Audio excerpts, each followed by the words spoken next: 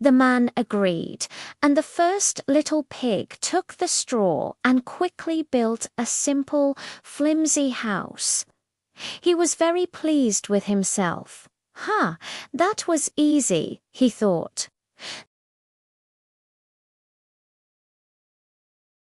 He spent the afternoon singing and dancing, not a care in the world. The second little pig was a little more thoughtful, but still in a hurry.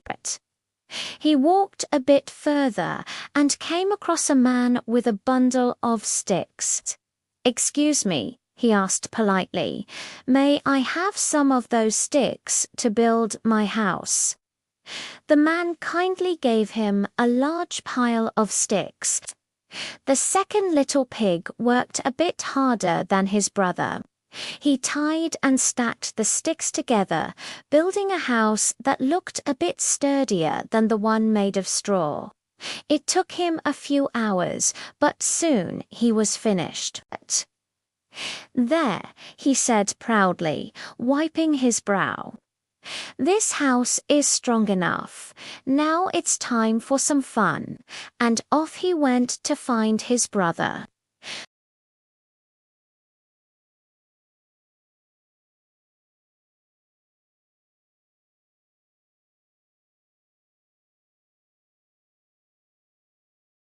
He walked past the straw and the sticks, continuing down the road until he saw a man with a cart full of heavy red bricks.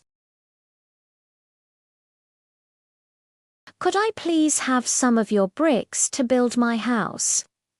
The man, admiring the little pig's determination, helped him unload a large pile of bricks. Building a brick house was hard work. The third little pig had to mix mortar, lay each brick carefully, and build a strong foundation. He worked all day long, from sunrise to sunset. While his brothers were playing games, he was building a tall chimney and a solid wooden door. He was tired, but when he finally finished, he looked at his strong, secure brick house with a great sense of accomplishment. "Now," he thought, "I am truly safe." The very next day, a big bad wolf came skulking through the woods. He was big, he was bad, and he was very hungry. He spied the first little pig's house of straw, and his mouth began to water. He crept up to the door and knocked. Little pig, let me come in," he growled in a low, raspy voice. The first little pig peeked through a crack and saw the wolf's big teeth. "Not by the hair on my chinny chin," he squeaked, his voice trembling. The wolf grinned a wicked grin. "Then I'll huff and I'll puff, and I'll blow your house in," he roared. And he huffed and he puffed, and with one mighty breath he blew the straw house all to pieces. The first little pig squealed in terror and ran as fast as his little legs could carry him to his brother's house of sticks. The wolf, even hungrier now, followed him. He saw the two little pigs hiding inside the stick house. He stomped up to the door and banged on it with his big paw. Little pigs, let me come in," he snarled. The two pigs huddled together, shaking. "Not by the hair on our chinny chins," they cried out together. "Then I'll huff and I'll puff and I'll blow your house in," the wolf bellowed. So he huffed and he puffed and he blew with all his might. The stick house creaked and groaned, and then it tumbled down in a heap. The two little pigs squealed louder than ever and raced towards their brother's brick house, the wolf snapping at their heels. They scrambled inside the brick house just in time, slamming the heavy door and locking it tight. The third little pig calmly welcomed his terrified brothers. "Don't worry," he said. "You're safe here."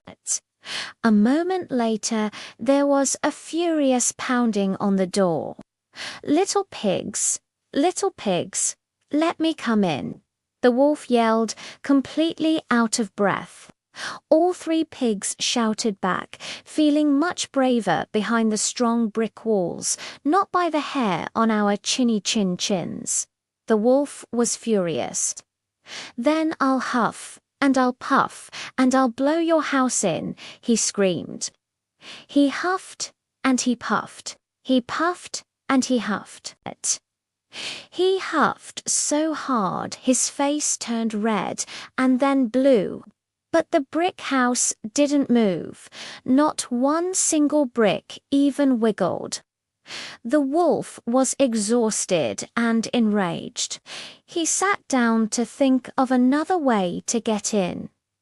Then he looked up and saw the tall chimney.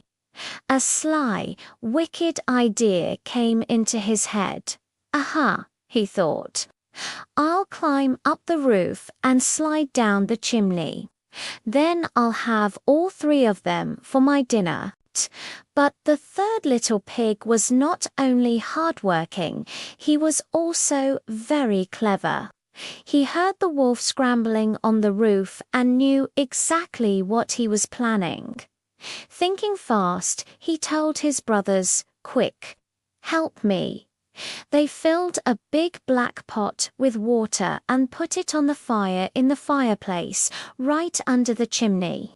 The water started to bubble and boil just as the wolf began to slide down the chimney.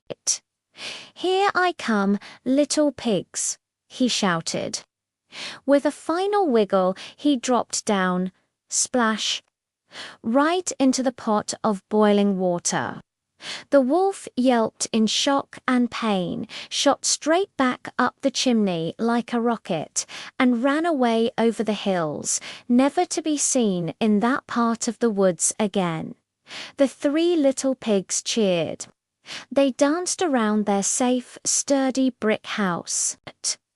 The first two little pigs thanked their brother for saving them and apologized for being so lazy.